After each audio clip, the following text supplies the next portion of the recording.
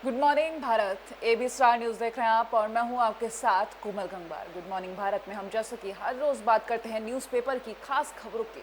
इस शो के ज़रिए हम न्यूज़पेपर की बड़ी खबरें आप तक पहुंचाते हैं, क्योंकि हमारे भारत में रिवाज सा बन गया है कि चाय की चुस्कियों के साथ सुबह सुबह न्यूज़पेपर पढ़ना। तो शुरुआत करते हैं आज के शो की हम अमर उजाला से। तो अमर उजाला से जब शुरुआत करेंगे तो पहले हम आज कोरोना आंकड़ों की अगर बात कर लें तो यह आंकड़ा बीते दिन जो था 3,95,000 था। आज के आंकड़ों की अगर बात करें तो यह आंकड़ा 4 लाख के पार जा चुका है। भारत में 4,10,000 के करीब यह आंकड़ा पहुंच चुका है। मौत के आंकड़ों की बात करें तो बीते दिन 12,000 के ऊपर यह आंकड़ा था और आज यह आंकड़ा 13,000 के पार जा चुका है। तो जिस तरीके से आंकड़ा तेजी से बढ़ता जा रहा है और चिंता भी इसी के साथ उतनी ही बढ़ती जा रही है। हालांकि रिकवरी रेट भी सही होता जा रहा है, लेकिन उससे ज़्यादा चिंता ये है कि क्या कोरोना पर हम काबू पा पाएंगे, क्योंकि जिस तरह से आंकड़े बढ़ रहे हैं उस तरह से तो ऐसा लग रहा है कि काफ़ी ज़्यादा वक्त लगने वाला है कोरोना पर काबू पाने के लिए।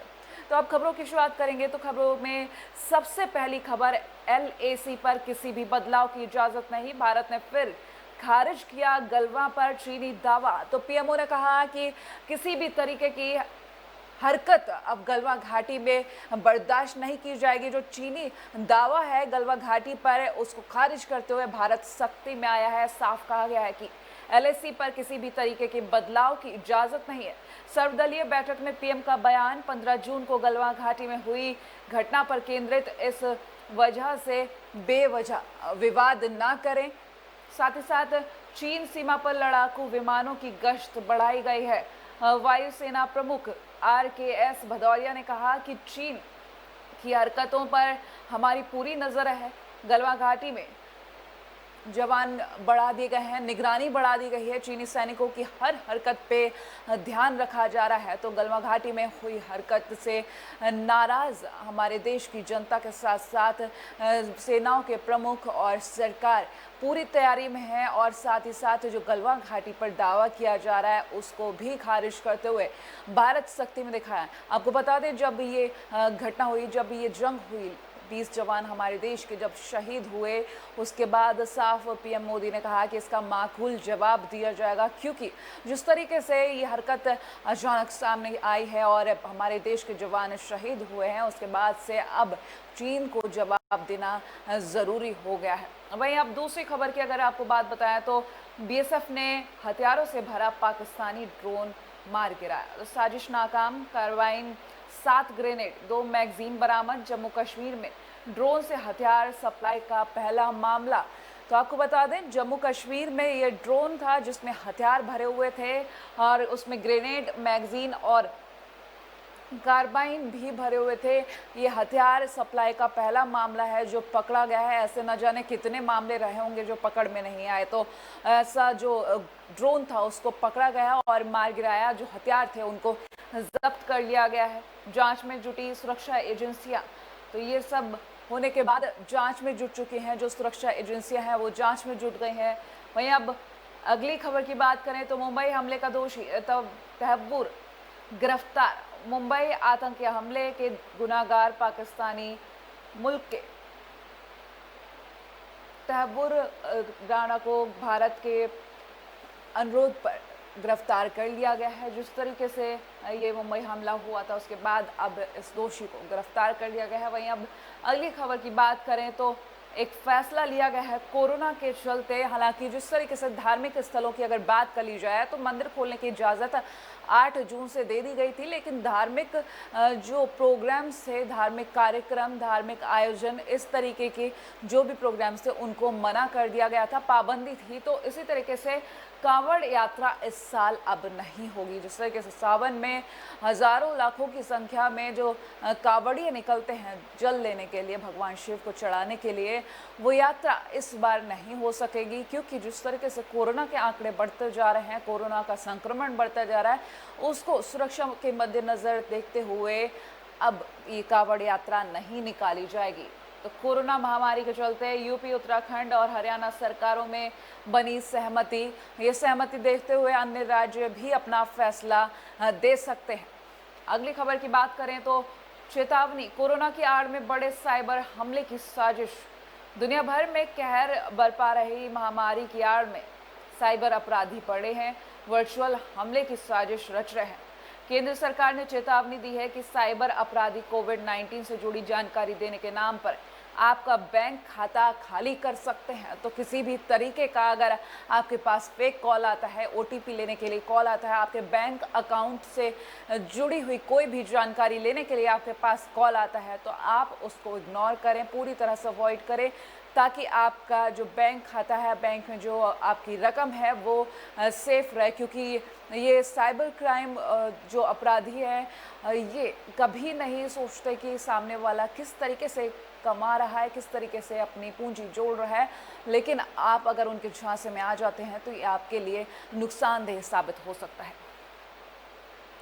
बात कर लेते हैं अब हम दैनिक भास्कर के फ्रंट पेज की। दैनिक भास्कर के फ्रंट पेज की बात करें तो पहली खबर, जो खबर अमर उजाला में पहली खबर, वही खबर दैनिक भास्कर में पीएम ने चीन को सौंपा इलाका। राहुल ये सेना का मनोबल गिरा रहे, सरकार का कहना। चीनी घुसपैठ नकारने पर विपक्ष ने प्रधानमंत्री मोदी को घेरा, पीएमओ की सफाई। प्रधानमंत्री ने 15 जून के बाद स्थिति का जिक्र किया था।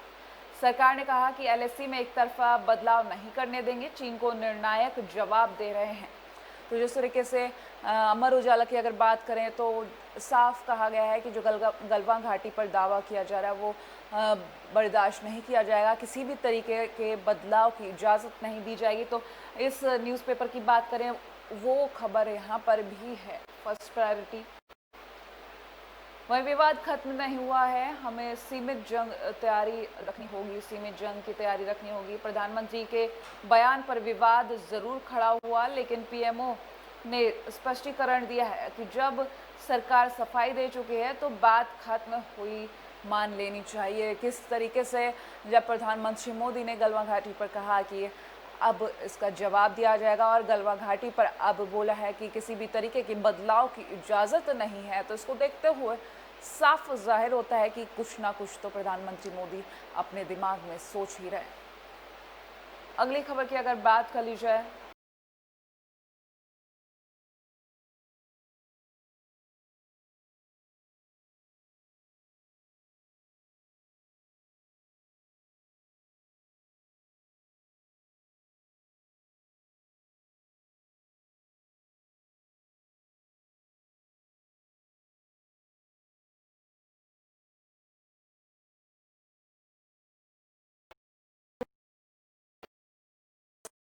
बेड्स को बढ़ाया जा रहा है। पिछले हफ्ते हमने आपको बताया था कि ट्रेन के 500 कोच लिए जा रहे हैं, जिनमें 8000 बेड्स बनाए जाएंगे। उसके बाद हमने आपको बताया था कि बैंक्वेट हॉल, होटल्स और स्टेडियम में ये बेड्स बनाए जा रहे हैं, कोविड-19 बेड्स, जहां पर जो कम सिम्टम्स वाले मरीज़ हैं और जिन पर कम असर है उनको रखा जाएगा। लेकिन देखने वाली बात होगी कि तैयारी तो की जा रही है, बेड्स लगाए जा रहे हैं, लेकिन क्या वाकई में इलाज हो पाएगा ठीक से? क्योंकि अगर मरीज़ों की माने, कई मरीज़ों का ऐसा कहना है कि उनको ट्रीटमेंट ठीक से नहीं मिल रहा।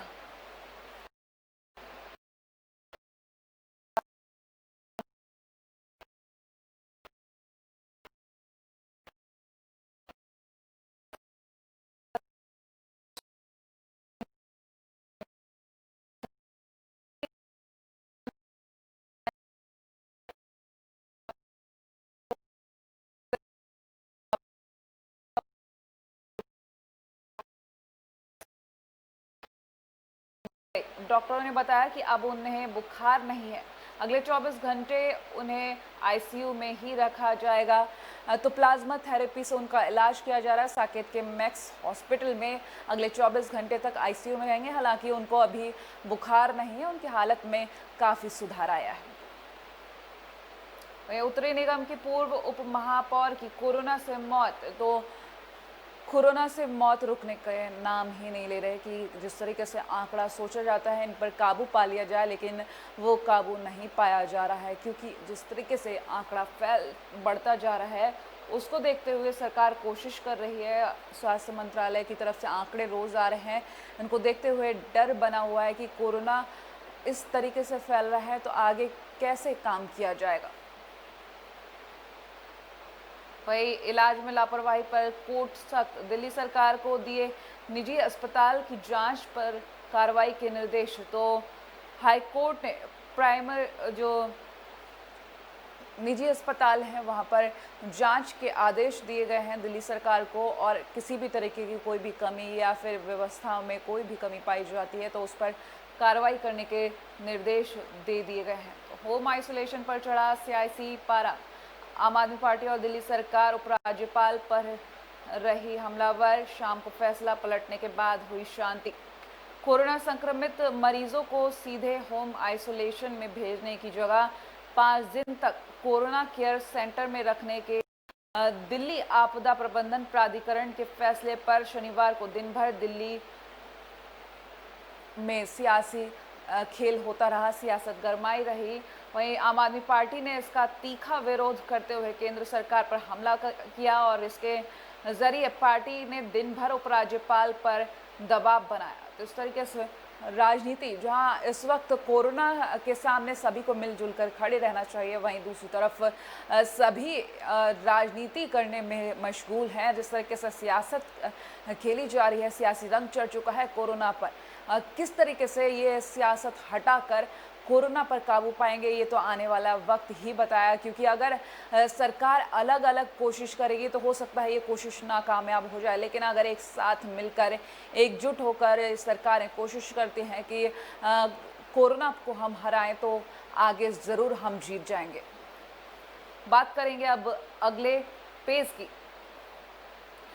की बात करेंगे तो सबसे पहले आपको बता दें कि कोरोना के केसेस की हम बात कर रहे हैं। जिस तरीके से दिल्ली में आंकड़ा बढ़ता जा रहा है, राज्य के अनुसार आप बात कर लेते हैं।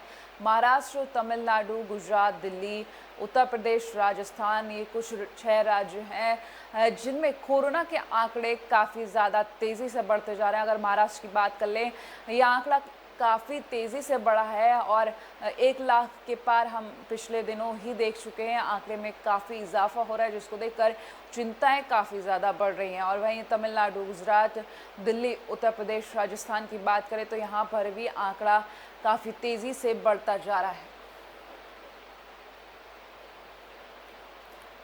अगले पेज की खबर की बात करें तो निजी अस्पतालों में रियायती दरों पर होगा कोविड का इलाज। 10,000 रुपये आइसोलेशन बेड का खर्च, 15,000 रुपये बिना वेंटिलेटर के आईसीयू का खर्च, 18,000 रुपये वेंटिलेटर के साथ आईसीयू का खर्च। तो यह खर्च है निजी अस्पतालों का, जो अब कम करके सामने आया है। जिस तरीके से पिछले दिनों हमने देखा काफ़ी ज़्यादा सख्ती की गई है, जो अस्पताल में कोविड पेशेंट्स के इलाज के लिए रुपए बढ़ा दिए गए, चार्जेस बढ़ा दिए गए, उनको देखते हुए फैसला लिया गया है कि चार्जेस कम किए जाएंगे। तो अगर कोरोना जांच से आपको बता दें, कोरोना जांच की दर आधी कर दी गई, 2400 रुपये में मात्र दिल्ली में ये जांच की जाएगी। और अब बेड्स और आईसीयू और वेंटिलेटर के साथ आईसीयू की बात करें तो हमने आपको उसके प्राइस बताए। वहीं दिल्ली आपदा प्रबंधन प्राधिकरण की बैठक में कोविड बेड के लिए तय हुई कीमत, ये कीमत कोविड बेड की जो तय की गई है वो दिल्ली आपदा प्रबंधन प्राधिकरण की बैठक में तय की गई है। तो इस तरीके से सरकार कोशिश कर रही है कि जनता को किसी तरीके की कोई परेशानी ना हो। हालांकि दवाइयों पर भी विचार किया जा रहा है कि किसी भी तरीके से कोई तो दवा बने, कोई तो इलाज बने, कोई तो वैक्सीन बने कि कोरोना पर हम काबू पा सके, क्योंकि लगातार ये कोरोना की वजह से काम तो रुक ही रहा है और लोगों की ज़िंदगी थम सी गई है, क्योंकि लोग बाहर तो निकलना चाह रहे हैं अपने काम के लिए, लेकिन कोरोना का खौफ उनके कदमों को रोक लेता है। अगली खबर की बात करें अगले पेज की तो डीयू में दिल्ली यूनिवर्सिटी में दाखिले के लिए आवेदन शुरू। यूजी, पीजी, एमफिल के में दाखिले के लिए 4 जुलाई तक ऑनलाइन अप्लाई कर सकते हैं। तो अगर पढ़ाई की बात की जाए तो डीयू में ये ऑनलाइन एंट्री शुरू हो गई है, ऑनलाइन अप्लाई कर सकते हैं। 5 जून तक की तारीख दी गई है। डीयू की बात करें हम, अब अगली खबर की बात करें तो स्कूली खेल पाठ्यक्रम से पारंपरिक खेलों को दिया जाएगा बढ़ावा।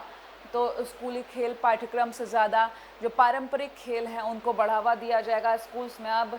वहीं 12वीं के नतीजों के लिए लिंक शेयर करने का आग्रह किया गया है। डीयू ने ऑनलाइन दाखिला प्रक्रिया में सहायता के लिए देश भर के स्कूल बोर्ड से 12वीं के नतीजे ऑनलाइन शेयर करने की बात कही है, ऑनलाइन लिंक शेयर करने की बात कही है। तो इस तरीके से शायद जो पहले स्थिति बताई गई थी कोरोना को लेकर, जब अप्रैल से कहा गया था कि ऑनलाइन स्टडी शुरू होंगी बच्चों के लिए, और अब भी तैयारी यही की जा रही है कि आने वाले समय में ऑनलाइन स्टडी ही की जाए, एग्ज़ाम्स भी ऑनलाइन की जाए और एडमिशन्स भी ऑनलाइन हो। तो अब इसको देखते हुए डीयू की तरफ से कहा गया है कि 12वीं के जो नतीजे हैं वो ऑनलाइन लिंक उसके शेयर कर दिए जाए। तो आने वाले समय में इसका फ़ायदा भी देखा जा सकता है और एक नुकसान भी देखा जा सकता है, क्योंकि हर सिक्के के दो पहलू होते हैं। उसी तरीके से हर चीज़ के फ़ायदे भी होते हैं और नुकसान भी होते हैं। हालांकि आज का सबसे बड़ा सवाल यही है कि कोरोना के आंकड़े बढ़ चुके हैं, उसके लिए तमाम कोशिशें तो की जा रही हैं, लेकिन वो कोशिशें कहीं ना कहीं नाकामयाब सी होती हुई नज़र आ रही हैं, क्योंकि जिस तरीके से आंकड़ा लगातार बढ़ता जा रहा है। बीते दिन की अगर बात कर ली जाए तो 13,000 के पार ये आंकड़ा गया था और लगातार इजाफा हो ही रहा है। किस तरीके से इस पर काबू पाया जाएगा, सोचने वाली बात होगी। इसी के साथ गुड मॉर्निंग भारत में आज के लिए इतना ही। देश और दुनिया की तमाम बड़ी खबरों के लिए देखते रहिए AB स्टार न्यूज़।